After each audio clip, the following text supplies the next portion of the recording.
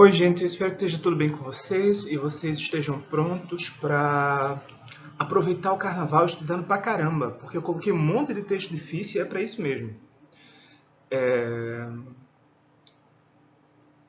Espero que esteja tudo bem com vocês. A nossa aula de hoje é sobre a literatura e a instituição da crítica, e eu coloquei como texto, como vocês devem bem lembrar, né, patologias no sistema da literatura. Tem um título marcante e tem uma complexidade marcante. Vocês que já se depararam com o texto, se confrontaram com ele, devem ter percebido isso. Nos meus slides, eu incluí esse trechinho, essa seção genealogia, né, de um dos artigos de Corpo e Forma, O Futuro dos Estudos de Literatura. É complicado você tentar fazer um sintagma nominal assim como se fosse uma pergunta, mas, né? E coloquei porque é interessante para que a gente pense precisamente isso, a construção do discurso da crítica literária dentro do sistema da literatura, né? A ideia é basicamente essa. A gente tem um grande sistema chamado literatura e a gente tem subsistemas dentro desse sistema: a crítica literária, o ensino de literatura, a teoria da literatura, a história literária. Tudo isso, né, são subsistemas dentro desse macrosistema chamado literatura, que é, né, por sua vez, um subsistema do sistema mais amplo da cultura humana, né? Eu coloco assim a coisa da perspectiva do sistema porque eu acho interessante que a gente pense a relação entre literatura, sociedade e cultura, considerando, né, a forma como tudo isso é articulado dentro de um mega ambiente, né, que é o nosso mundo, que é o Ocidente. Não que o Oriente não tenha literatura, mas, enfim, tratam-se de outros conceitos para práticas análogas, né, mas não as mesmas práticas, não tradicionalmente. Portanto, eu coloquei também como indicação esse texto do Habermas, né, Mudança Estrutural na Esfera Pública. Ele é um texto que tem... Eu tenho que procurar uma metáfora boa. A metáfora para isso... Putz, estava na minha cabeça agorinha. Eu pensei, vou usar essa metáfora quando estiver dando aula, e a metáfora sumiu. Mas vamos ficar com a do movimento ameboide, tá? O impacto desse texto tem algo de movimento ameboide. É lento, é lerdo, mas vai indo aos pouquinhos conforme ele vai sendo traduzido. Eu não sei, meu Deus, não é isso. Osmose. Não é a melhor metáfora também. Enfim, vamos seguindo, né?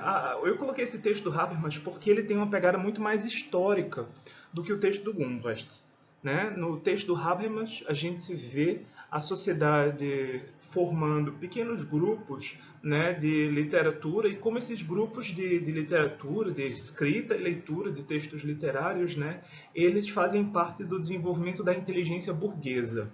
Tá? Então a ideia básica para mim é de que o nosso conceito de literatura hoje é um conceito fundamentalmente burguês. Tá? Não é tanto a perspectiva que esse texto do Gumbrecht, né, Hans Ulrich Gumbrecht, vai elaborar, tá? No Patologias no Sistema da Literatura. E a gente já chega lá. De qualquer modo, para começar a nossa discussão, a gente tem de definir certas coisas, né? O que é o sistema da literatura, o que são patologias, né? Como é que um sistema tem uma patologia? Normalmente é um corpo, um organismo, né, que desenvolve uma patologia. Mas a gente utiliza a metáfora, né?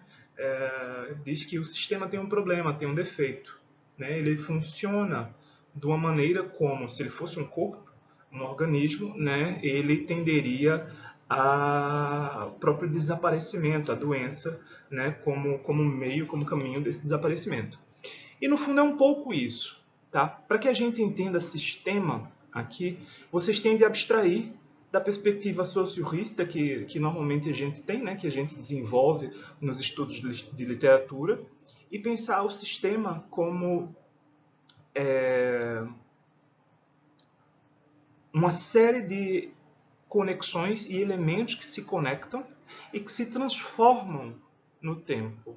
Tá? É claro que quando a gente pensa, tá, mas o sistema linguístico também se transforma no tempo, é verdade, mas as transformações do sistema linguístico não mudam o processo, né, da própria linguagem, em certo sentido. né? As mudanças, elas são muito mais lentas e elas tendem a manter a estrutura, tá? Já aqui a ideia de sistema para Gunquest e para os sociólogos alemães, né, é um tanto distinta disso, tá? É, E fora isso, eu queria pensar também nesses outros termos, né? Esfera pública, funções políticas, estrutura social e mudança, tá? É preciso focar, quando vocês estiverem diante de qualquer texto que eu tenha recomendado, focar tanto no título, né, do próprio, isso para qualquer coisa que vocês estudem, tá? Tanto no título do texto que vocês vão ler, quanto, no caso da minha recomendação, a relação que aquele texto poderia travar, né, com esse outro texto principal. Como é que o texto complementar incide sobre o problema principal, né, sobre o texto principal. Eu queria também que vocês tentassem lembrar aqueles conceitos-chave de época de Isa, né? Estrutura, função, comunicação e imaginário. E aí a gente tem que considerar que Gunquest ele vai falar repetidamente da função da literatura, da função da literatura, da função da literatura. Mas ele vai explicar a função como um dos elementos dentro de um sistema mais amplo de operações, né? Portanto, aqui ele está muito mais preocupado com o âmbito da comunicação, como, né, essa função é executada dentro desse sistema, muito mais do que tentar olhar para a literatura e dizer a função da obra literária. Tá? Tanto é que a abordagem de textos que Gunquest faz, assim, em matéria de leitura aqui, é uma miséria. Né? É uma miséria o que ele faz na leitura. É interessante e tal, mas é um recorte. Então vamos lá.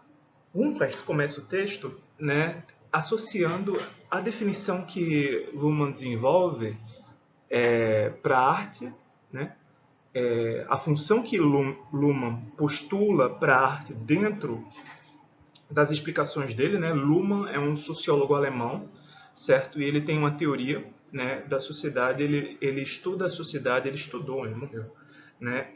A sociedade como sistemas que se desenvolvem em conjunção uns com os outros e que se diferenciam internamente, tá? Então, a ideia básica de haver uma história, né, do sistema da sociedade é a história da diferenciação interna de subsistemas, certo? Mas voltando, então ele vai traçar esse paralelo entre como Luhmann olha para o sistema da arte e como Isa olha para o sistema da arte, tá? Ele vai retomar o texto do Isa. Eu vou ler para vocês aqui, tá? Eu vou tentar fazer um pouco mais rápido do que das outras vezes, do que na outra aula, porque vocês queixaram do tempo, etc, etc. Então eu vou sobrevoar aqui. Isa diz: a literatura se envolve basicamente com o que é deixado de lado pelas formas estáveis do mundo institucionalizado. Ou seja, formas estáveis do mundo institucional. Que diabos é isso? Né? São as estruturas sociais. Tá? É tudo aquilo que regula a sobrevivência da espécie, a reprodução e sobrevivência da espécie e dos indivíduos que compõem a espécie. Né? Isso aí são instituições. Né? Tudo que é sério no mundo, né, adquire uma forma enrijecida. No entanto, a literatura, não sei se é porque essa é a forma de seriedade dela, né, ou é por não ser algo sério, pelo menos quando a gente confronta a função da literatura em relação à função da ciência, do conhecimento técnico, ou a função da literatura com o papel que a religião, não sei se hoje tem, para muita gente tem, mas que já teve, né, na organização social, o sistema jurídico, enfim, essas são as formas estáveis. E quando a gente olha para a literatura, é bem diferente de tudo isso. Né? Ela não é pesada, ela não é grave, ela não impõe sanções a gente. Todos os outros impõem sanções, tá? O conceito de família impõe sanção, a religião impõe sanções, a lei é basicamente um sistema de sanções, né? Portanto, a literatura não tem sanções. E aí ele diz que basicamente a literatura se envolve com isso, com o que é deixado de lado, né? Portanto, o que é excluído desse programa de organização do mundo. Luhmann, por sua vez, né, segundo Gumbrecht, diria que a função da arte é opor a realidade, né? A realidade, não a realidade real, como se houvesse, né, uma certeza absoluta do mundo, porque não é assim que Luhmann e os sociólogos tendem a discutir, inclusive, a organização, aliás, o mundo, mas não é essa realidade nesse sentido, né, é a realidade estruturada, né, socialmente. Portanto, opor a realidade reconhecível, outra versão da mesma realidade, enquanto, aí vem a palavra-chave, produção da contingência. Aí você diz, puta merda, produção da contingência. O que diabos é produção da contingência? Eu tenho de verificar isso no original, eu não tive acesso a ele, realmente não encontrei o texto, né? Mas me parece, se bem que eu procurei errado, sendo honesto, eu não procurei no texto do Luhmann, fui procurar em outros textos do Gumbrecht. Produção, né, é trazer à frente. Uma das palavras para produção é, em alemão, hervorstellen. Né? Stellen é colocar e hervor é trazer para cá. Portanto, trazer para frente, certo? Em latim é a mesma coisa. Tução, duzir, conduzir, induzir, deduzir, seduzir, tudo isso é guiar, orientar, tá? Então esse sufixo dução, né, quer dizer levar, um duto, né, algo que leva uma substância, um material de um ponto ao outro. E pro, ou seja, adiante, à frente, trazer à frente, colocar em primeiro plano o quê? Tá? Então, a função da arte é opor essa realidade, colocando em primeiro plano uma versão da mesma realidade. Agora, como é que a gente caracteriza essa uma versão da realidade? Ela é contingente, certo? Ela é contingente. Ela não tem o caráter de necessidade, né? E isso todo mundo percebe, né? Isso aqui é uma das definições básicas de literatura. Eu acho que Collingwood, eu não sei se é Collingwood ou se é Coleridge ou Wordsworth, se calhar é o Collingwood. Ele diz, ele fala na suspensão voluntária da descrença, né?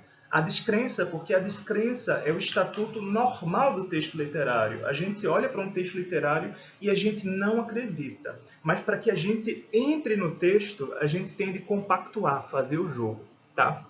Então, esse estatuto ambíguo, ao mesmo tempo eu não acredito nisso, mas eu preciso fingir que acredito, isso tem um caráter de contingência. Todas as outras formas estáveis, né, da sociedade, a lei, a religião, a escola, a ciência, enfim, todos os discursos e instituições, eles cobram uma adesão necessária. Quando eu entro no sistema, eu sou obrigado a participar dele. Já a literatura se coloca numa relação de contingente, de algo que não é necessário, certo? De algo que não impõe esse vínculo, né? Também dá para pensar que essa contingência ela é parte da própria representação da literatura. Né? Eu sei que na literatura muita coisa impossível e absurda acontece que não tem nada a ver com o mundo real, ou que eu imagino que seja, né, a realidade familiar, o mundo real que eu reconheço. Né? Eu sei que está ali na literatura. E a função dela é isso. Isso é uma definição bem básica de literatura. Tá? No contexto, e entre os pensadores alemães dos anos 60 ainda, tá? 60, 70, um deles diz, ainda nos anos 50 esse pensador, um deles diz que a função atual da arte, a função atual dela, é introduzir o caos na ordem. Né? Isso é Adorno. A ideia básica é a seguinte: o mundo se organiza de tal modo que ele serve para reproduzir o sistema de opressão. Né? O que são as instituições do mundo, senão uma forma de organizar sistematicamente a injustiça e a desigualdade social? Né? Todas as instituições servem para isso, para regular a vida quando ela se tornou quase impossível de viver, pelo menos para uma parte da população. E a arte se incumbiria de introduzir o caos aí, justamente para que a gente fosse capaz de problematizar a nossa relação com o mundo, né? De qualquer modo, essa é uma boa definição, tá, de literatura. O que é que a literatura faz? Representa uma outra realidade que não impõe o caráter de necessidade que a minha outra relação, ou a minha relação, ou as minhas outras relações com o mundo têm. Ok, gente? Definição funcional da literatura aqui, de Luhmann, Isa e a que Gumbast vai tentar desenvolver. Gumbast no começo vai desenvolver essa pequena reflexão sobre, a crítica gosta de falar da necessidade social, mas que necessidade social é essa? Né? Que necessidade social é essa? Ele se pergunta, será que hoje a gente tem essa necessidade social da literatura? Né? Eu gosto da pergunta, porque ela obriga a gente a se situar no mundo a cada vez, né? A gente tem que saber que o campo dos estudos literários ele não é fixo, não se trata de estar aqui transmitindo simplesmente o que foi legado para a gente, né? Isso é precisamente uma das coisas disfuncionais no ensino de literatura, se o ensino de literatura se resumisse a isso, né?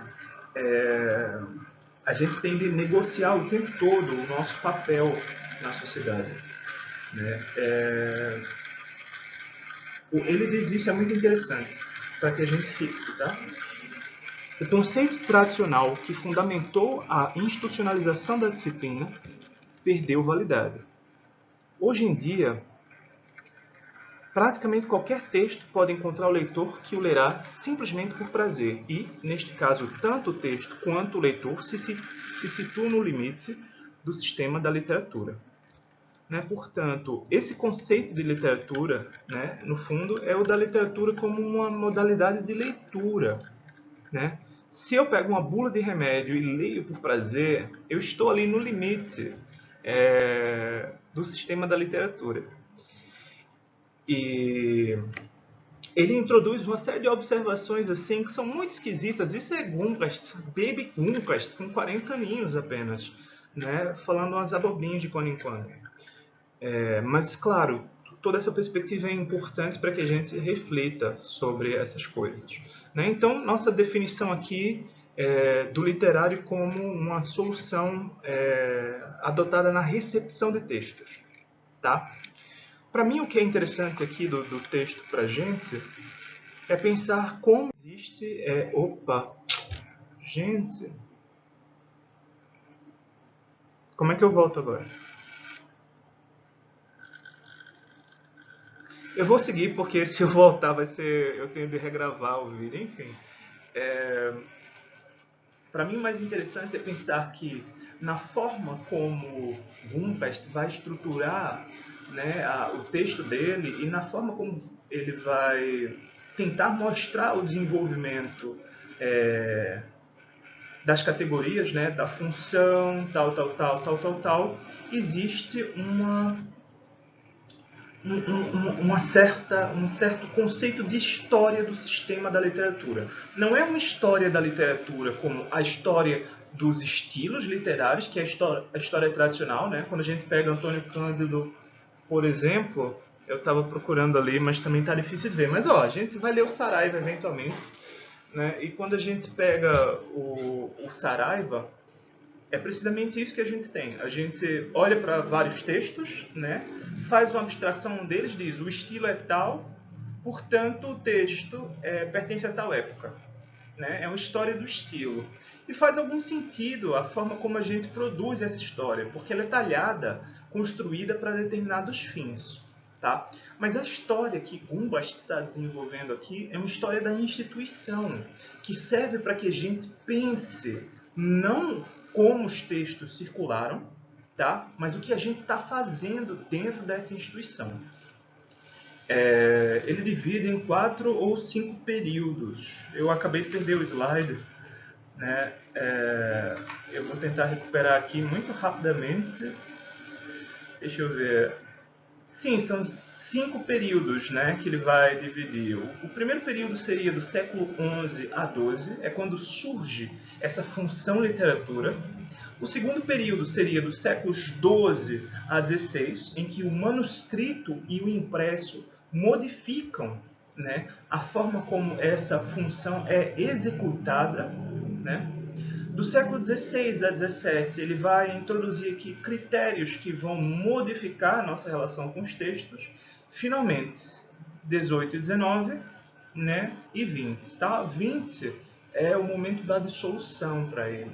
Né? É o momento em que a literatura já acabou, está disfuncional, já. Os estudos de literatura já surgem como um parto mal feito, né? Um parto atrasado.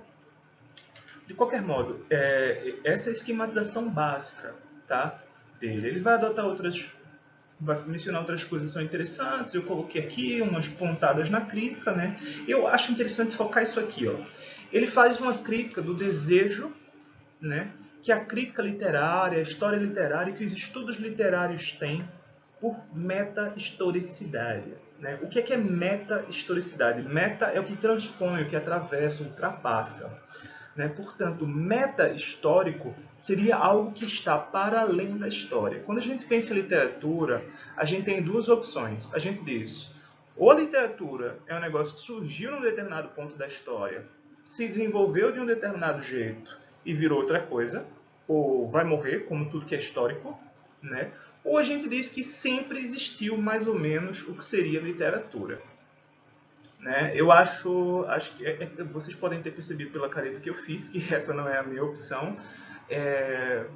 Às vezes a gente pode parecer redutor ao comentar certas coisas. Por exemplo, eu posso dizer, pô, qual é o meu interesse em falar de literatura oral, por exemplo, e me perguntar se o homem do Paleolítico tinha literatura, né? Enfim, são questões interessantes. Ao mesmo tempo, existe uma versão antropológica da coisa, né, que me permite ver que, basicamente, em todos os grupos humanos, eu não saberia dizer todos, né, mas basicamente em todos, a gente tem várias experiências da linguagem, várias modalidades, né, de usos da linguagem que não fazem parte de um conceito instrumental de linguagem.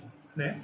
Mas aí a gente tem aquele problema. Eu só vejo esses usos, né, eu só percebo que o uso é diferente porque eu faço o conceito instrumental da linguagem.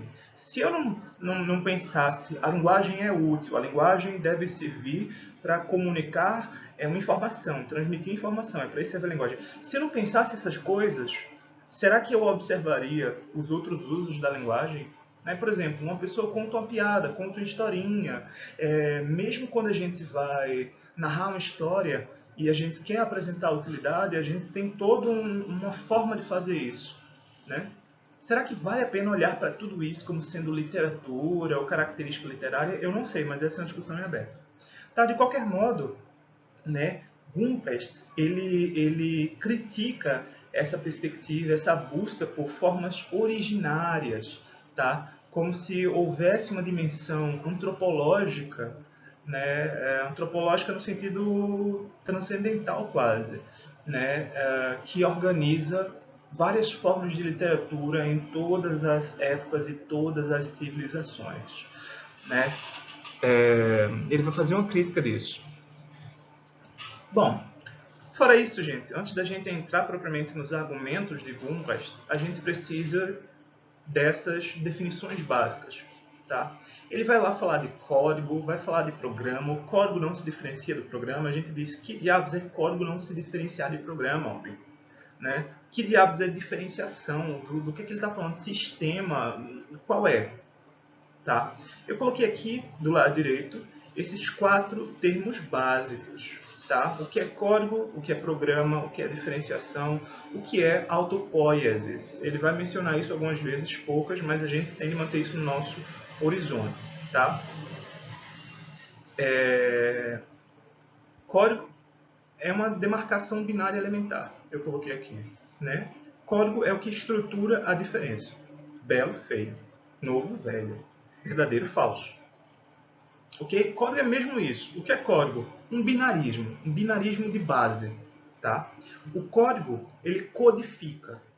Tá? Ele codifica, quer dizer, ele vai determinar o que está dentro, o que está fora, ele vai determinar o que faz parte ou não faz parte. Né? Código nesse sentido. E tem um programa. Tá? E aí você pensa, pô, programa de computador? Programa em que programa? Como assim? Programa é roteiro. Existe um roteiro, né? A gente tem um código, né, que é o código certo e errado, né, o legítimo e ilegítimo, o legal e ilegal, melhor dizendo. Né? Legal quer dizer que está dentro da lei, legal quer dizer que está fora. Né? E isso estrutura um roteiro da legislação. Né? Quando a gente tem textos legislativos, eles aplicam, né, esse código certo e errado,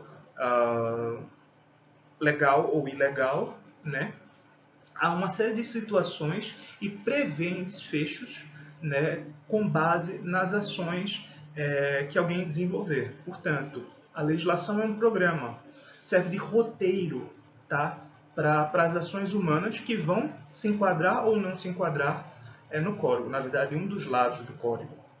Tá? Código, um binarismo básico. Programa, o conjunto de ações que a gente vai levar a cabo se você está do meu lado ou está do lado do outro. Né? Se você está dentro do código ou fora do outro lado do que é o código em sua perspectiva enfática. Né? E aí a gente tem outros dois termos, diferenciação e autopoiesis. Né? Uma das teorias, vocês devem lembrar, da evolução é de que surgiu uma célula vazia, né? Um coacervado. Dentro desse coacervado, outras estruturas foram surgindo.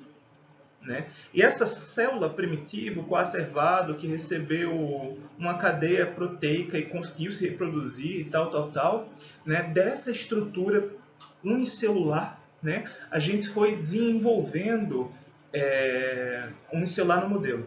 Né? Foi desenvolvendo os outros seres até termos essa riqueza, essa abundância, essa complexidade que é o universo hoje. O universo humano, o universo, aliás, animal natural, vamos lá, porque a natureza também é humana, num certo sentido, né? A gente projeta, o conceito de natureza é nosso.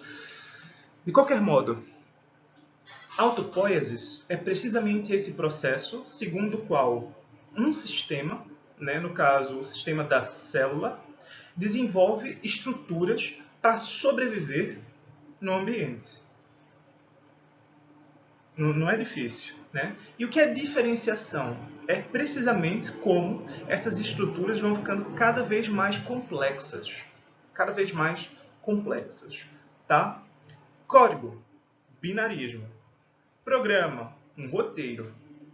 Diferenciação é como as coisas vão ficando mais complexas dentro de um processo de autopoiesis. Ou seja, a coisa se cria por si própria.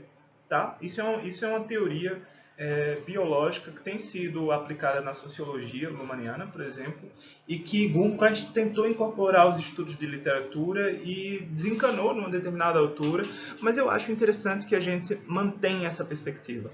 Tá? Serve para explicar muita coisa. Explicar e produzir problemas, né? Essa é a graça da coisa.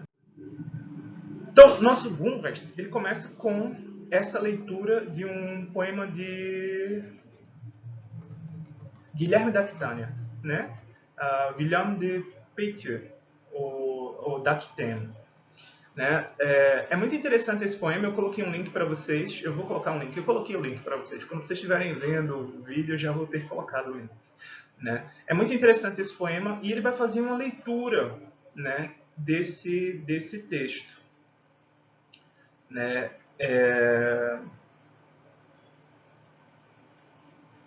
Eu acho que eu troquei a ordem, acho que eu troquei a ordem dos textos, tá?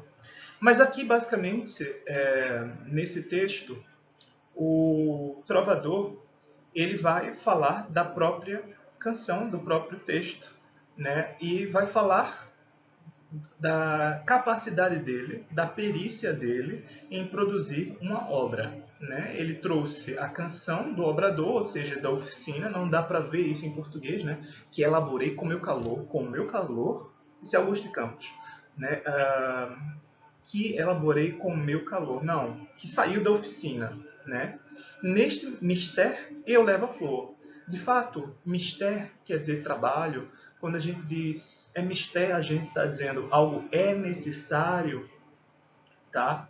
Mas a palavra contemporânea para isso que está sendo chamado de métier aqui em provençal, né? É métier. Em francês, métier. Em arte, né? E em crítica de arte, a gente ainda fala de métier. Né? Métier é a técnica do trabalho. Tá? Portanto, não é mistério no sentido de algo é mistério ou de trabalho em geral, mas da técnica. Ele está falando da perícia técnica. Mesmo essa expressão aqui, bona color, né, é uma expressão que vem da retórica. A cor, a coloração, né, é a última camada do texto e é aquela que identifica o texto a algum registro retórico. Okay? E aí, ele vai fazer essa aproximação, né, da construção do poema com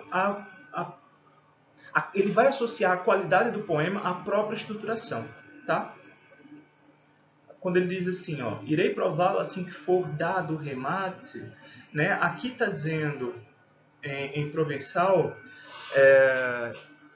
e a prova será dada pelo poema, o quanto ele é enlaçado, fechado, o quanto ele é cozido. Tá? A prova de que o poema é bom é o fato dele estar bem construídozinho, bem feitinho. Tá? E no texto ele vai fazer essa aproximação entre a própria poesia e o jogo. E não qualquer jogo, mas o jogo de amor. Né? As convenções para amor cortês. Vamos vai continuar essa discussão e explicar um pouquinho para a gente. Né? O amor cortês é uma moral que surge, ou melhor dizendo, é um processo cultural, é um sistema, como é que eu posso chamar? É um sistema, é um conjunto de regras, é um sistema que ocorre paralelamente ao matrimônio. Né? No século XII, XIII, a gente vê a dedicação dos trovadores às damas e tal, tudo isso passa por cima ou por lado ou abaixo, né, de algum modo se afasta dos laços matrimoniais. Né? O casamento é uma questão de transmissão de propriedade, né? E como moralidade ele se torna a monogamia tem a ver com a possibilidade de transmitir de maneira certa, né, a propriedade. E já o amor cortês ele foge disso, tá? Mas aí ele se estabelece como um jogo, porque você pode ser, o homem pode cortejar a dona, né? Tudo isso é feito no maior segredo do mundo, mas a consumação do amor cortês é pecaminosa, certo? É errada, porque não faz parte, né? Não tem um reconhecimento institucional, não é uma forma estável, por assim dizer. Né? Gumbast vai fazer essas aproximações. Depois ele vai fazer uma aproximação com um poema que é muito, muito curiosinho. Né? Esse Farai um verso de Drainien. Né? Aqui diz, fiz um poema sobre nada. Não é fiz, é farei mesmo. Certo? Farei um poema. Esse poema se estrutura logo no começo como uma série de negações. E essa negação, o Gumbast vai focar, né? Ele está tentando situar sempre ou negar a posição do poema entre dois mundos. Né? Não é de mim, né? Não, e aqui o Augusto de Campos traduziu não é de amor, não é de mim, nem da outra gente, nem de outras pessoas, sobre outras pessoas. Né? Aí finalmente, né, não é de amor nem de jovem, não é de amor nem de juventude. Tá? Não é uma cantiga de amor, nem uma celebração da juventude. traduziu como ao encontrá-lo, né? Mas ni den ren ao quer dizer nem de nenhuma outra coisa. Nenhuma outra coisa, tá? E aí, de fato, o resto está muito próximo, né? Ia dormindo pela estrada no meu cavalo, né? Quando ele foi encontrado, né? O poema foi Trobat, foi encontrado, trovado, né? Enquanto ele dormia sobre um cavalo. Aí você diz, puta merda. Ele vai fazer um poema de Drei.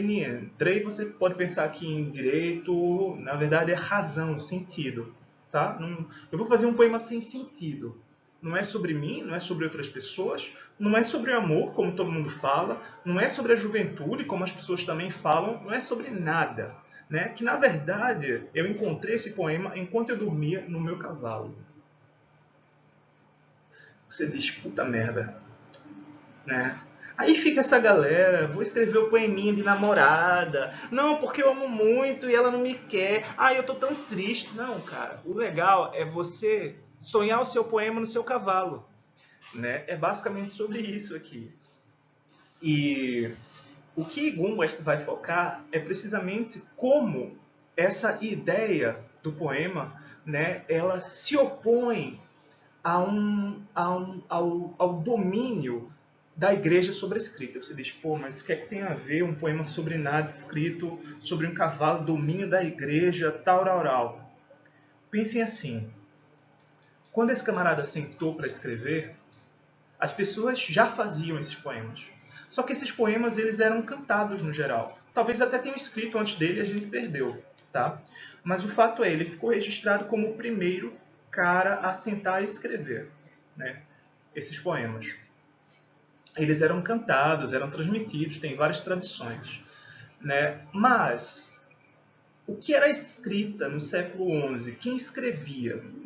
Né? Quem estiver fazendo linguística, tiver feito alguma linguística histórica, vai lembrar que os primeiros textos em português são dessa altura, né? E o primeiro documento deve ser do século XI, que é meio latim, meio português, né? E assim, não tinha regra para aquilo. Parece que as pessoas estavam completamente desconcertadas no que estavam fazendo.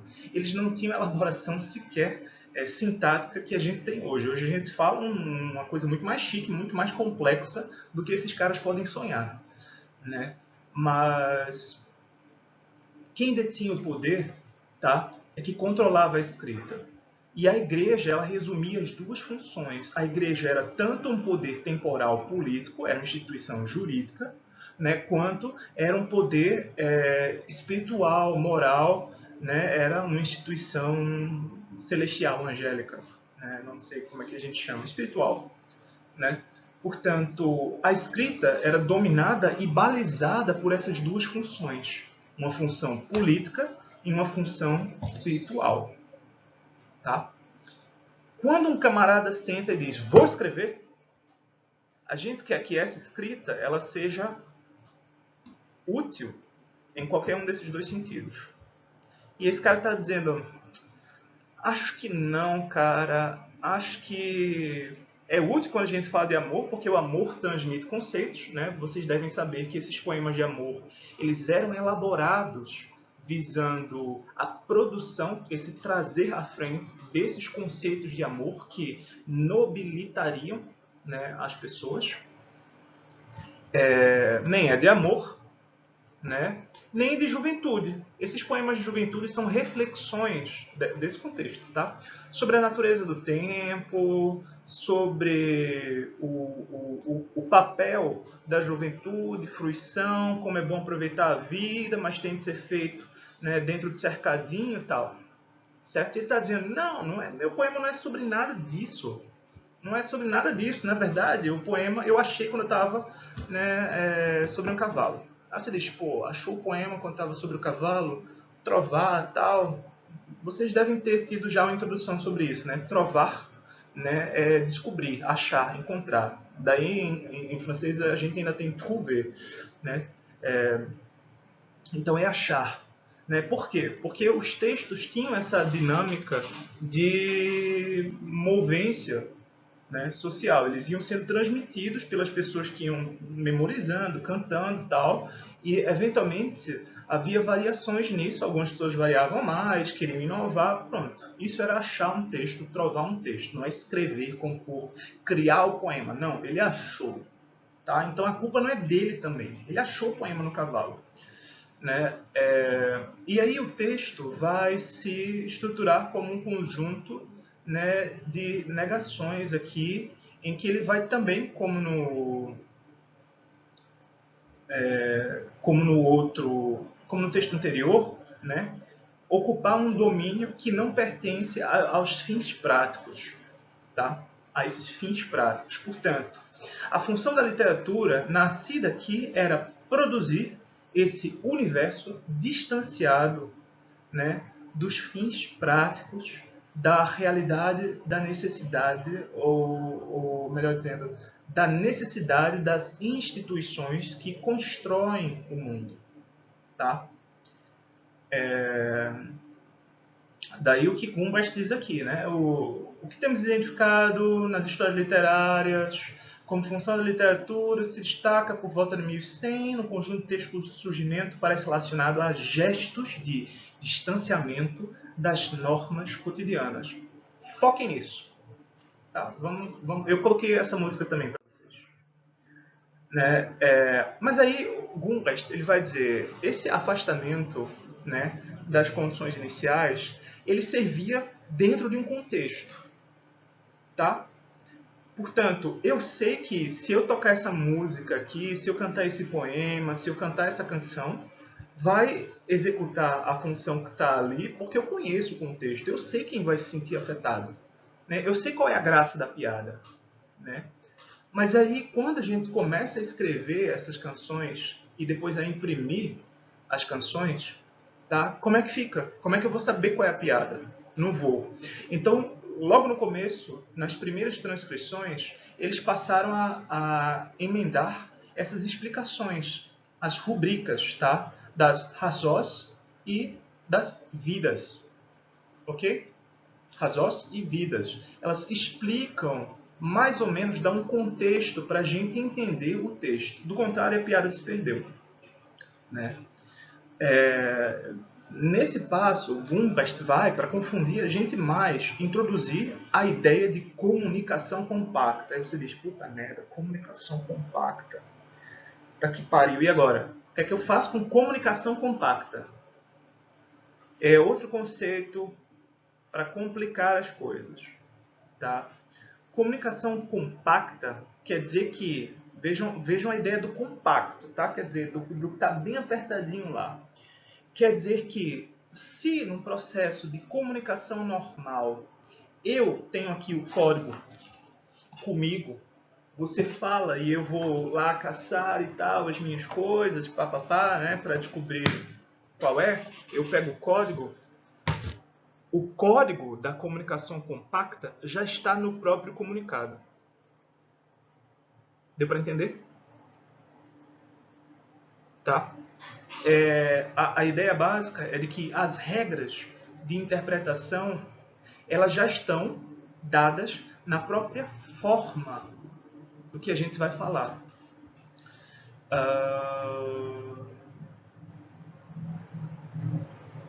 A doutrina mais próxima que a gente tem para sugerir isso, né, é a doutrina da função poética de Jacobson.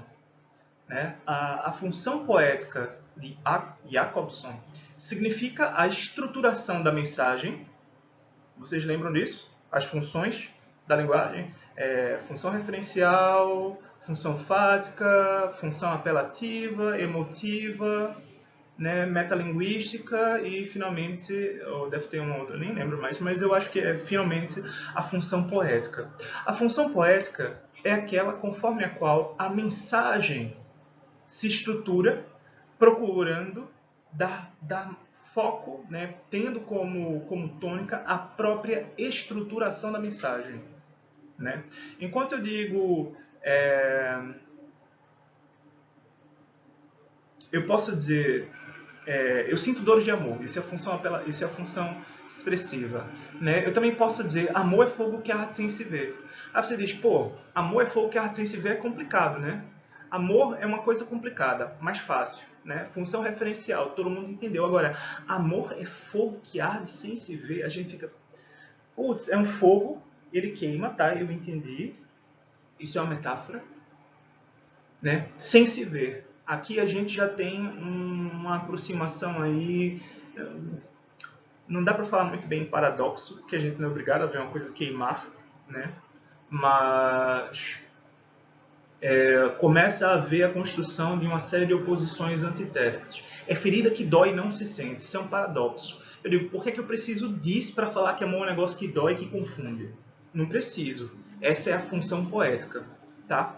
E a ideia de comunicação compacta é algo muito próximo disso. Quer dizer, a função da obra de arte enquanto programa de comunicação, né, no qual o programa pode ser tão óbvio que torna todo o argumento supérfluo e estabelece um sentimento sólido de que tudo é desde sempre compreendido.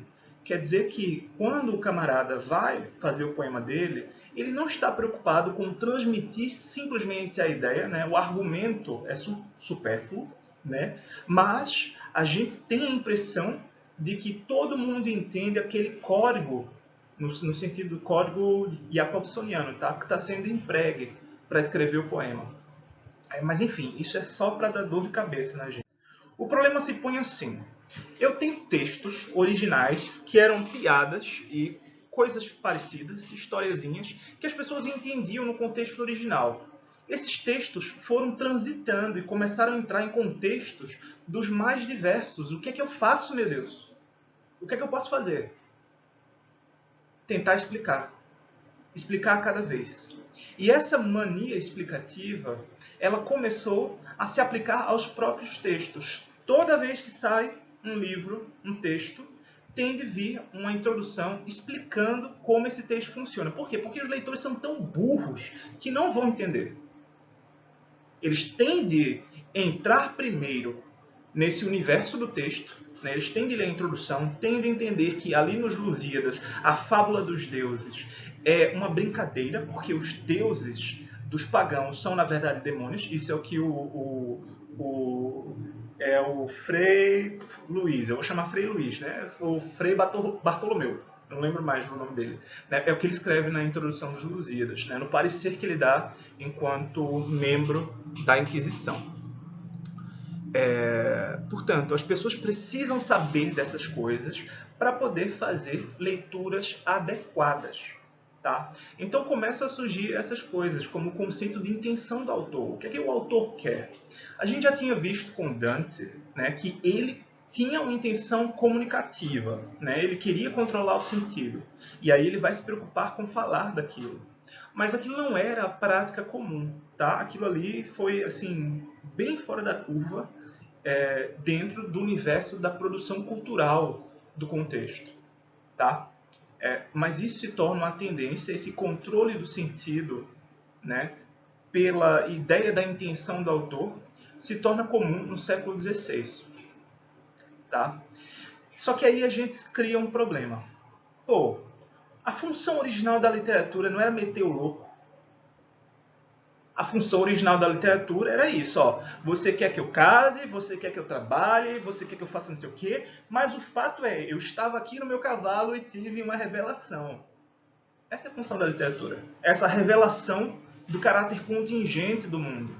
Essa coisa distinta de tudo. Só que aí, quando a gente começa a fazer introduções, a gente imprime, a gente vende a um preço, a gente diz, ei, vocês têm de ler tal livro.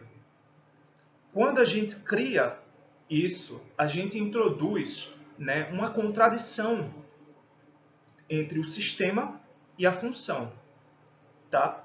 Porque o sistema passa a operar segundo certas necessidades, enquanto a função, que seria a de produzir uma experiência excêntrica, né, ela vai sendo cada vez mais recalcada. Né? Eu acho que o Gumbas não utiliza essa expressão, mas essa é basicamente a ideia. Eu espero que vocês leiam tudo devagarinho, tá? Olhem as minhas coisas se vocês não tiverem feito as citações de vocês. né? Aí você diz, tá, até aqui tudo bem. Numa primeira fase surge o nosso coacervado literatura, né? Qual é a função da literatura? Meteu louco. Tinha duas instituições, a igreja como poder jurídico, a igreja como poder moral. A literatura surge porque ela não cabe em nenhum lugar no mundo. Mas aí os caras começam a escrever, transcrever, e aí ninguém sabe que merda é aquela, que coisa é aquela maravilhosa literatura, né? Então todo mundo tenta explicar um pouco. Tá. Só que a brincadeira não para aí. O sistema da sociedade, conforme vai avançando, se torna cada vez mais complexo. Vocês devem lembrar que o século XVI foi um século de profundas transformações, né, no mundo. Né? Desde o surgimento da imprensa, na segunda metade do século XV, né, até o início do século XVII, o mundo mudou assim violentamente. Mas eu acho que muito mais do que o nosso no último século. Né? Portanto, toda essa mudança promoveu o surgimento de certos fatores na própria concepção da comunicação humana, da sociedade e tal.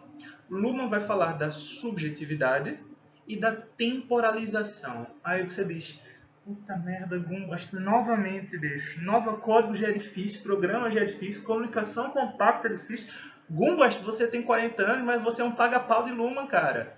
E é verdade, é verdade. Você diz, pô, meteu aqui mais coisa complicada. Né? O que é subjetividade? Gente, é simples. É simples. Subjetividade, né, como um princípio, é a crença de que eu, como indivíduo, tenho direito.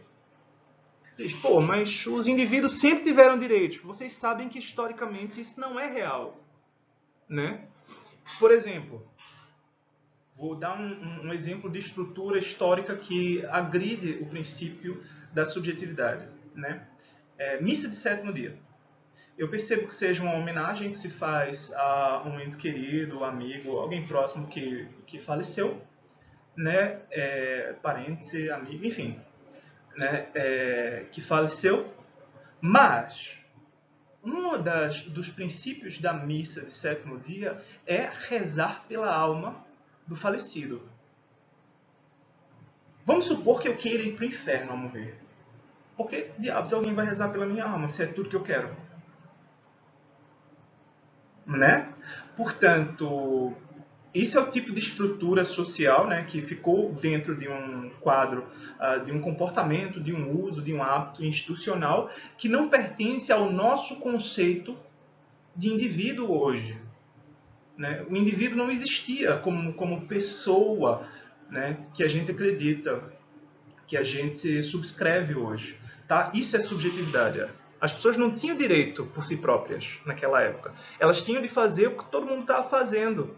Tá? Se elas eram diferentinhas, se ferravam. Essa é a ideia. Até hoje um pouco, mas aí hoje a gente tem um fetiche de ser diferente. Olha que descolado, olha que diferente. Olha natureba, não sei o quê. Né? Portanto, certo? Isso se introduziu na cultura humana no final do século XVI. Já existia, claro, né, manifestações esporádicas dessa resistência do indivíduo ao mundo, mas se tornou uma constante, tá? Até se tornar um princípio jurídico. Né? Aí, finalmente, nesse século XVII, surge o que Gumbast está chamando de código. Né? No começo as pessoas faziam literatura porque era divertido, porque era diferente, era estranho. Ninguém sabe por que a gente fazia literatura. Né? Para isso, para ser bizarro. Você pega um auto de Gil Vicente, é para ser engraçado, mas não tem um código que determine que se não for engraçado, o Gil Vicente vai ser crucificado, coitado. Né? No entanto, lá pelo século XVII, certo? Os juízos começam a ser aplicados dessa forma. Né? Enquanto a literatura poderia ser algo útil no século XV, XVI, proveitoso, né? Mas ao mesmo tempo diferente, tá? Ela começa a ser julgada em virtude de ser bonita ou feia. O poeta começa a se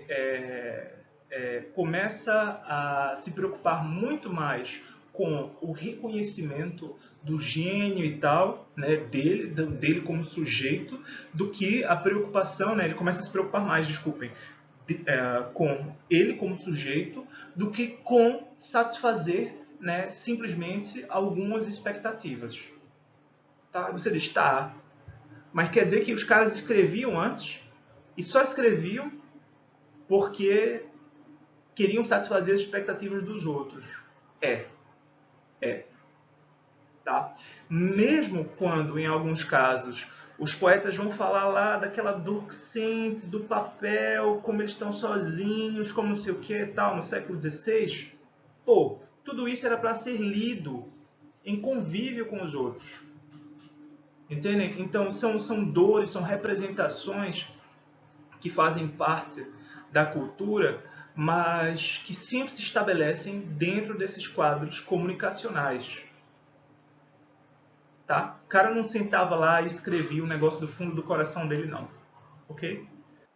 Era sempre a negociação, né, entre o que as outras pessoas estavam escrevendo e o que ele podia também escrever a partir da experiência dele. Como hoje. Só que hoje a gente tem esse discurso, né, do camaradinho adolescente que vai lá e eu sofro tanto, ela não me quis, tal, ela é tão linda. Eu estava ouvindo outro dia, eu peguei uma playlist de rock dos anos 80, 90 e pensei, puta merda, que vergonha, bicho, que coisa horrível, que horrível, rock brasileiro dessa época. É claro que a gente tinha algumas boas bandas, mas assim, o grosso do que era mais popular é muito trash, é muito trash, é muito trash. Sei lá, sertanejinho, é um sertanejinho safado, que até o sertanejinho acaba sendo mais, convencendo mais a gente, né? Mas enfim, ocorre essa mudança, tá, nesses critérios para as práticas literárias, ok? Ele vai jogar outros dois conceitos, excesso de poetologia, excesso de literatura. Se vocês quiserem focar nisso, podem focar. Que o interessante de você pensar excesso de literatura, tá, é que durante um certo tempo a literatura existia e funcionava. Eu acabei passando aqui sem querer, desculpa, era para ter ficado no outro. Tá, Matheus, a literatura existia e funcionava. O que é que você quer dizer com isso? Quer dizer que a gente não estava preocupado em ler os caras lá do século XVI para entender o mundo. Quer dizer que os caras do século XVI não estavam lendo os caras do século XV. Os caras do século XV não estavam lendo os caras do século XIV. Os do século XIV não estavam lendo do 13, 13 do 12, 12 do 11. As pessoas não estavam fazendo isso. Tá?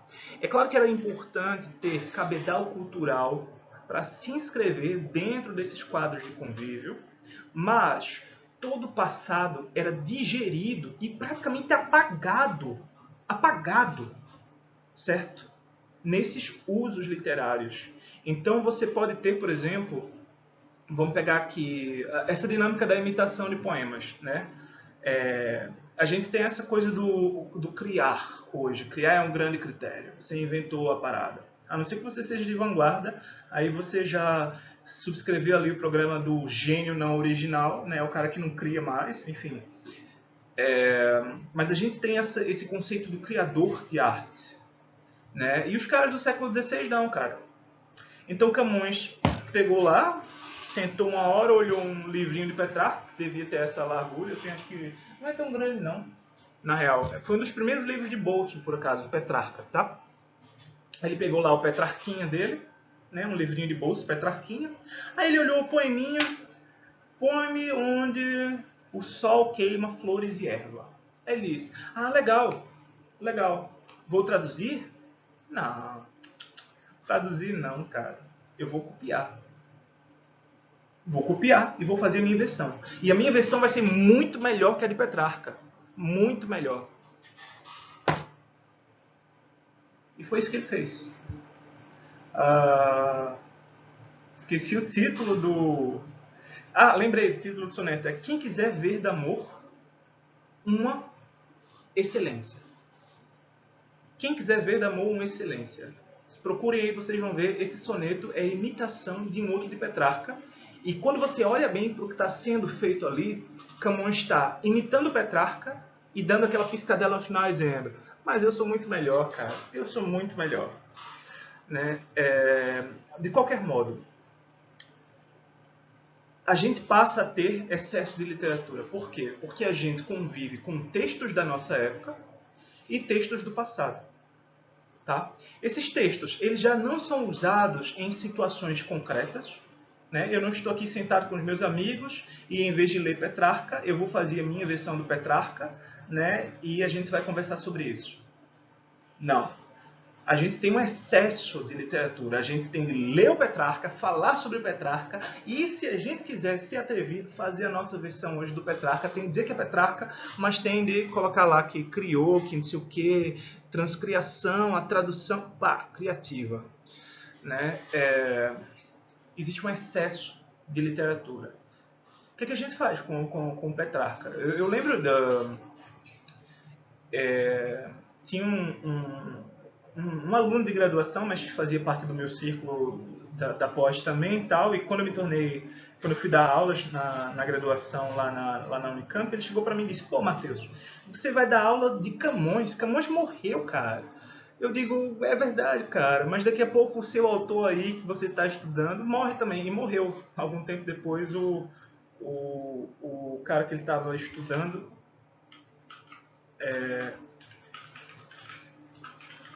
morreu.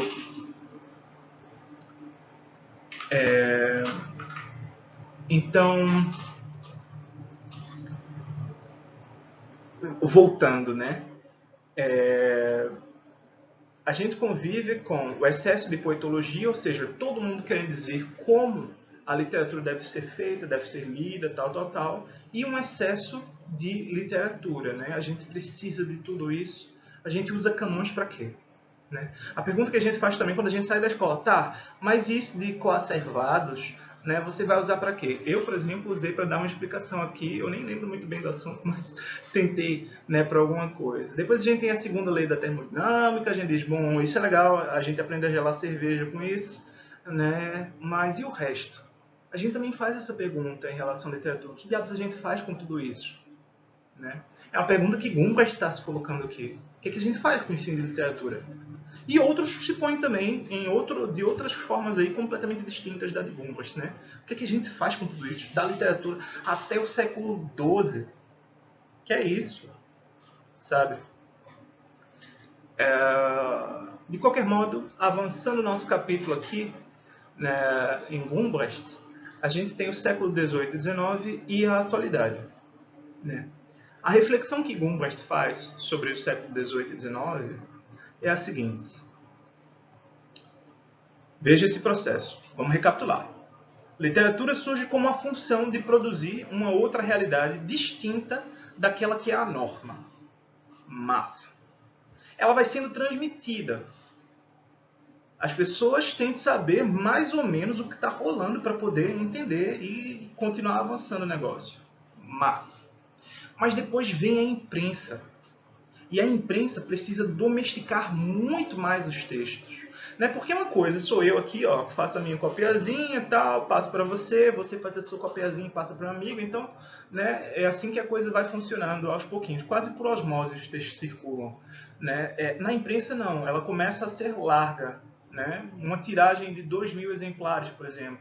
Diz: 2.000 não é muita coisa. Bom, proporcionalmente é, cara. Um texto, a gente guarda aqui em casa, ou na casa de vocês, ou em qualquer lugar, na biblioteca, enfim. A gente guarda aqui e eu mesmo vou ler umas 3 vezes um livro desse, no máximo, se muito. Eu vou fotocopiar e tal.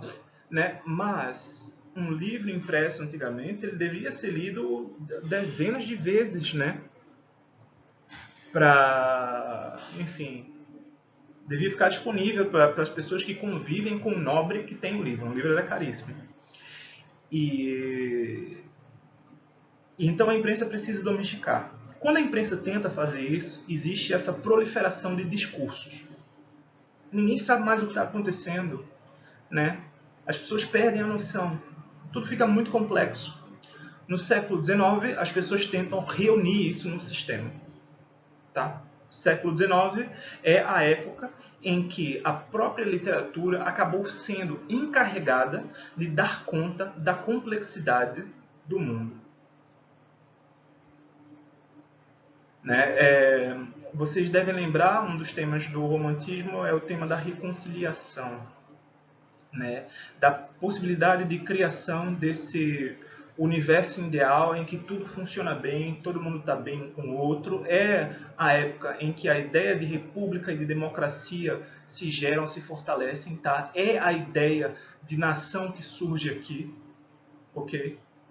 Porque existe essa ideia de que o mundo está fragmentado, de que as coisas não estão funcionando porque elas estão complexas demais e a gente precisa encontrar uma solução. Resgatar o nosso nexo, tá? A natureza com a cultura e produzir esse universo novo. Isso serve para uma série de conceitos no século XIX, né? O conceito de clássico, é o conceito que Gumbast vai utilizar, serve para isso. Clássico é um negócio que é eterno, apesar de ter surgido num determinado instante do tempo, né? O próprio código belo que se usa para classificar um poema, uma obra de arte, a obra é bela ou é feia. Se ela é feia, ela não importa. Se ela é bela, ela tem o direito tem o seu lugar ao sol, né? Esse próprio conceito acaba sendo relativizado. O que uma época acha bela, né, acaba se tornando clássico por alguma razão, né, e as outras épocas lidam com aquele programa lá de beleza da outra época. Tá? E aí, Gumbast vai falar também do momento contemporâneo, né? A literatura tem vivido uma crise, Gumbast diz, que chega a ameaçar a sobrevivência do sistema literário, né? E aqui tudo bem, a gente já sabe o que é literatura, mais ou menos o que é sistema a gente já sabe, né? Pois perdeu a exclusividade no tocante à função de fornecer outras versões da realidade. É verdade isso? Quem precisa de literatura quando você tem Netflix, cara? Eu não sei o quanto eu convivo com as pessoas, mas... Aliás, o quanto vocês convivem com algumas pessoas... Não, é melhor deixar esse exemplo. É melhor deixar esse exemplo para lá. Mas o fato é, as pessoas têm mais experiências de intoxicação que são marcantes para elas do que experiências literárias. Né? De repente tem gente que prefere encher a cara a ler um livro. E é claro que o melhor dos dois mundos é você juntar a sua intoxicação, né, dentro dos limites daquilo que é legal e moderado e tal, com a leitura literária, né, para acender os pensamentos até.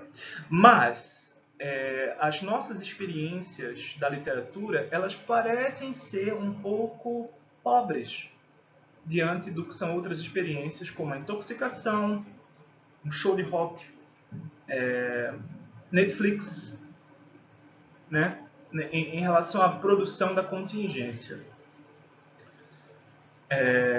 Gumbast acaba fazendo também uma observação no final sobre isso, que ele diz que o único pessoal que ainda se importa, né, com a literatura, com a literatura, a cultura, a arte, é simplesmente a gente, os que estudam. E mesmo assim, os que estudam literatura, eles não estão ligados ao uso contemporâneo, né? Aquilo que eu falei do cara que foi e fez a versão própria do Petrarca. Não. A gente só se importa se a gente achou no museu. E eu mesmo gosto do meu autor bem passado, mas bem passado.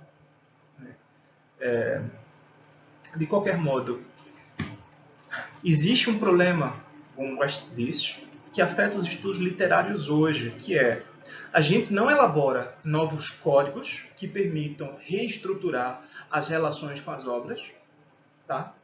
E a gente, no fundo, melhor dizendo, a gente não consegue diferenciar os códigos dos programas, dos roteiros. Né? Aí você diz, tá, que diabos é isso? Vamos voltar. Né? Código belo, feio. Okay? Código básico. E roteiros, né, para determinar o que é belo e feio. Tá? Roteiros. Protocolos. Mas, hoje, com cada ser humano advogando liberdade criativa e relatividade do juízo, as obras, os artistas se preocupam muito mais com dar o conceito, desenvolver o código da própria obra, do que simplesmente escrever. Você diz, mais ou menos, né? Tá, então vamos para um exemplo. Quando J.K. Rowling escreve Harry Potter, ela sabe que ela vai encontrar um público determinado que já está à espera daquilo. né? É um esquema narrativo manjado, é uma técnica narrativa manjada também, não tem complexidade linguística. Harry Potter é muito pobre da perspectiva da codificação da literatura, né? Você não diz, você não julga Harry Potter em termos de belo ou feio. Você diz, esse é um bom poema. Você diz, esse é um bom romance no mesmo sentido em que um poema é bom, né? Por quê? O conceito que a gente faz da alta literatura é precisamente esse em que não se diferencia o critério de juízo da própria obra. Certo? A obra, ela elabora o próprio critério. E aí a gente fala, existe uma gíria para crítica, eu não sei se diz isso em outras áreas, né? Eu só estou nessa área, portanto. A gente diz que uma obra é conseguida. Quer dizer que ela tem uma determinada aspiração, ela tem um código, ela tem um projeto ali, tá? Ela tem uma determinação do que é válido ou inválido para ela própria, e ela cumpre ou não cumpre aquilo. Tá? Isso para Gumbras tem um problema. Por quê? Porque para você ler a obra, você tem que fazer uma teoria inteira do negócio. E o fato é, as pessoas vão ler Harry Potter, quando muito, né? Se vão ler alguma coisa, e vão ver Netflix, e vão para o show de rock, ou sertanejo, ou funk, ou enfim, né? Para o baile. Portanto, esse estado de coisas, para Gumbras, é a da paralisia e do esgotamento, do cansaço da literatura. Tá? Questionável, eu acho. Aqui eu trouxe como exemplo para vocês, né, o que eu estava falando da tentativa da unidade. Vejam só, existe uma coisa chamada conhecimento humano.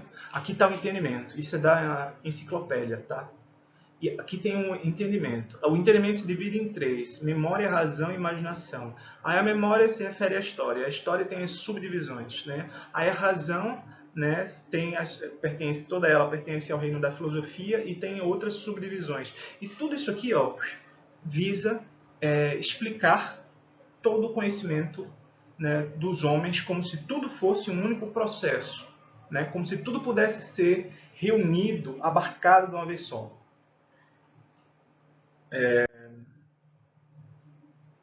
Eu coloquei aqui umas questões para vocês. Eu prefiro que vocês leiam nos slides que eu vou disponibilizar, né, como uma reflexão sobre o papel da crítica literária.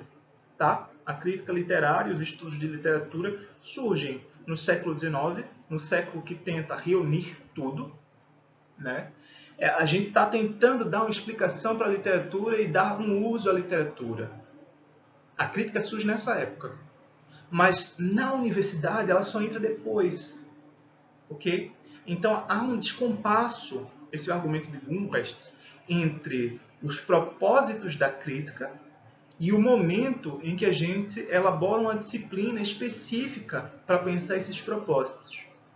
E Gumbrecht, no fundo, está dizendo: e vocês são todos idiotas porque vocês não conseguem se dar conta disso. Vocês não se dão conta de que a hora já passou. Já acabou, gente. Já morreu. Não sei. Né? Gumbrecht é uma figura... Eu tenho uma relação ambígua com o Gumbrecht. Muito inteligente, mas eu só discordo dele. Tá? Fiz uma recapitulação aqui. Um resuminho para nós todos. Tá? Isso para vocês. E eu vou tentar... Coloquei também questões, tá? Coloquei algumas questões, umas são para vocês e tal, mas essa é a única que eu quero transmitir assim na real. Será que hoje é possível postular para a literatura uma única função, ou uma função primária, né, como sendo a de produzir versões alternativas da realidade? Isso é a única coisa que a literatura faz? Poderia fazer? Né? É claro que a gente tem de lembrar, né, versões alternativas da realidade, considerando o universo das normas.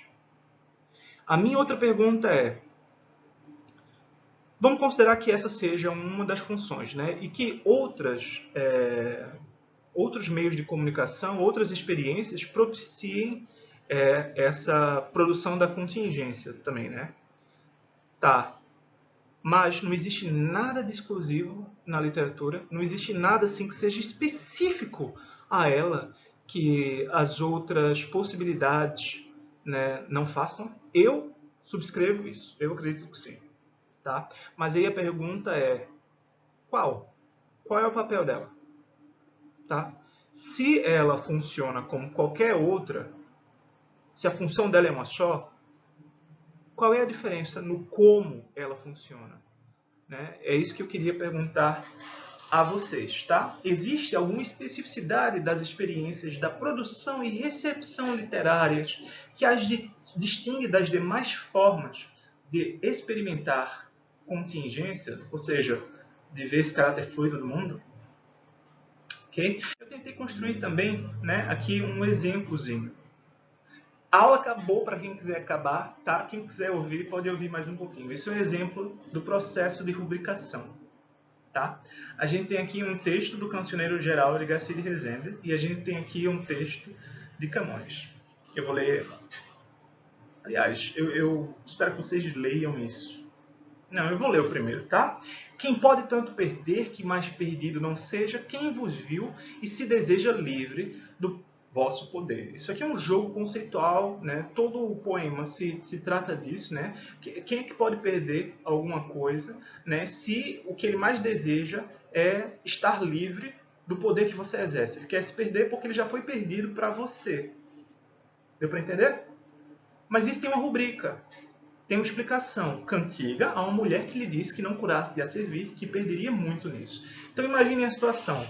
O poeta diz, eu quero me colocar aqui a serviço, né, de você, porque eu estou apaixonado e tal. E ela diz, não faça isso não, você só vai perder seu tempo, menino. Você só vai perder seu tempo. Aí o cara, pegou o conceito e disse, bom, mas eu já perdi. Quem poderia perder mais se tudo o que eu quero é já não pertencer? Né? Ao mesmo tempo, justamente porque eu quero pertencer. Se faz, uau, que coisa! E depois a gente tem esse poema de Camões. Sois uma dama de grão merecer, de grande merecimento. Das feias do mundo sois bem apartada, de toda má fama andais alongada, isso é longínqua, né? Sois cabo profundo do bem parecer. Cabo é a ponta, né? O bem parecer, você é o extremo do bem parecer. A vossa figura bem claro mostrais, não é para ver em vós fealdade. Em vosso poder não há aí maldade. Não há formosura que não precedais, ou seja, ela está antes de qualquer beleza. Né? Aí você diz, tá, um poema assim, meio estranho, né? Um elogio, tal, papapá, né? Qual é a graça dele? É porque a gente teria de quebrar a cabeça 1 milhão de vezes para perceber, tá? Mas quem tem a impressão do ritmo perceberia isso, né? Para a gente perceber que o poema está dividido em duas partes. Não assim, não na vertical, mas na horizontal. Sois uma dama. 5 sílabas. De grão merecer. 5 sílabas. Das feias do mundo, 5 sílabas. Sois bem apartada, 5 sílabas. Você diz 5 mais 5 é 10, pô. 10 é um decassílabo. Só que o decassílabo ele tem tônicas, né? Na sexta e na décima, ou na quarta, oitava e na décima. Se você não saca a sonoridade, o negócio, você não vai perceber muito bem. Né? Mas aí a gente tem a nossa rubrica para ajudar. Estâncias na medida antiga que tem duas contrariedades. Louvando e deslouvando a dama. Deslouvando uma dama? Deslouvando a dama? Como assim deslouvando? Porque se uma parte louva, a outra deslouva. Né? Sois uma dama das feias do mundo. De toda má fama, sois cabo profundo. Você é o extremo da má fama. A vossa figura não é para ver. Em vosso poder não há formosura. Não há nada belo aí. Né? De grão merecer sois bem apartada. Andais alongada longínqua do bem parecer. Bem claro mostrais em vós fealdade. Não há aí maldade que não precedais. Não existe nada pior. Né? Não existe nenhum mal, uma maldade em que ela não venha antes, em que ela não seja precedente. Percebe, então, a rubrica ela serve como um parâmetro para o entendimento, né, em um contexto em que a gente já perdeu o conhecimento específico, particular dos textos. Tá? A gente precisa da rubrica para transmiti-los, da mesma forma como a gente precisa dos prefácios para explicar o conjunto de uma obra. Né? Eu coloquei aqui também um outro texto super difícil. Tá? Quem quiser pausar o vídeo agora para dar uma lida nele, ele está em portunhol, isso não é espanhol, isso não é português. Tá? E ele põe um conceito. Ele é um mistériozinho. Eu fiz uma leitura um pouco mais longa no outro dia, para outro vídeo. Tá? Iris parlero abril organizado, ou organizado, né? Enfim. Ramalhete de plumas com sentido, com pensamento. Ibla é uma mariposa, uma borboleta com fala, irracional florido, primaveras com pés, jardim alado. A pergunta é, o que é o que é? O que é uma íris, né, esse efeito luminoso com fala? Esse abril, que é o mês da primavera, né, no norte, organizado. Que diabos é isso? Né? Quando em el aire livre enamorado, quando no ar livre apaixonado, barbaramente falavas. Hoje, polido, isso quer dizer educado, preso te vejo, e em vão, divertido, entretido, né, com o tema de nunca estar calado. Portanto, você estava aí falando solto pelo ar, barbaramente, hoje você consegue falar as palavras, né, estando aqui preso e ocupado de falar o tempo todo. É um papagaio. O conceito aqui é do papagaio, tá? A gente ia quebrar a nossa cabeça com isso. Eventualmente a gente ia descobrir o papagaio, né? Mas os textos acompanhavam a explicação. Esse texto a gente acha no manuscrito ou no impresso já, tá? Que vem com a explicação, a anedota, né? De como surgiu o tal do papagaio que o poeta usou para fazer um poema satirizando, ironizando as relações da corte. Ele olha para o papagaio e diz, bom, esse papagaio é como o homem da corte. O homem que vive na corte, ele podia estar livre aí fora, voando, todo feliz, todo contente, mas ele está aqui, do lado do rei, do lado do príncipe, lambendo botas. Ok? Nosso textinho aqui. Enfim, quanto mais complexo, quanto mais afastado do conjunto de expectativas do que é a comunicação normal, mesmo que seja a comunicação dessa coisa contingente, mais a gente precisa de explicações. E finalmente eu coloquei uma exemplificação de como o sistema se estrutura. Né? Existe um sistema social, existe o sistema fisiológico do corpo. Tá? O corpo se relaciona ao sistema social pela mente. Você diz, tá, mas não é só pela mente, né? Tem instituições.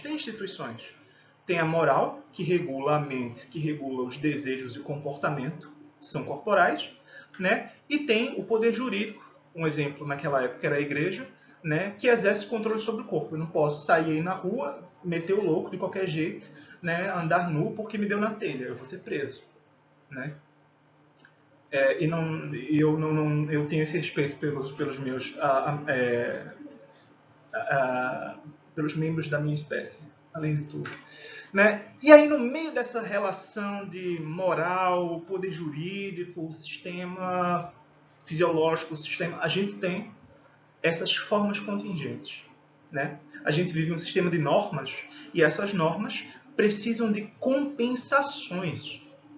Okay? E essas compensações elas adquirem muitas feições diversas. Tá? Uma das quais é a literatura. A gente tem, além disso, a estruturação de um sistema que visa negociar essas compensações. Os prefácios, a crítica literária, a teoria da literatura, o ensino de literatura, tudo isso é uma forma de regular, né, a relação entre essas experiências, né, que são contingentes ou desfazem a ordem do mundo e a própria ordem do mundo. Dá para entender? Nesse sentido, né, a escola, a crítica, o ensino da literatura é uma forma dentro do sistema social que visa mediar a relação entre as pessoas, seus corpos e mentes, né, com essa experiência da contingência da perspectiva da sociedade. A pergunta é, a gente está ocupando esse espaço bem? Esse gráfico todo complexo aqui, mal feito, eu fiz um esquema mais higiênico aqui depois, tá? Com as setinhas aí, vermelho e azul, eu não lembro nem por que eu coloquei isso, tá? Não lembro porque eu coloquei vermelho e azul. Acho que tem algum sentido fazer isso aí, né? A gente tem esse estado aqui, moral, sistema jurídico, sistema psicológico, arte e a crítica, né? A crítica é a baliza, daí as setas, né? Do sistema moral e jurídico sobre a arte, enquanto a arte está ali operando tanto no nível psicológico como fisiológico. Né? Eu escuto a música porque ela me agrada a mente, mas também, né, esse agrado mental que a música me provoca me causa uma emoção, algo que tem uma natureza física, fisiológica. Tá, gente, eu tinha prometido que ia fazer mais curto, mas eu acho que fiz mais curto no que era essencial. E espero que vocês tirem o tempo para ler o texto do Gumbast, que vocês não se assustem com o texto do Gumbast e foquem aqui nos nossos slides, nos nossos diapositivos. Tá bem, gente? Muito obrigado pela atenção de vocês e até semana que vem. Bom carnaval, bom estudo!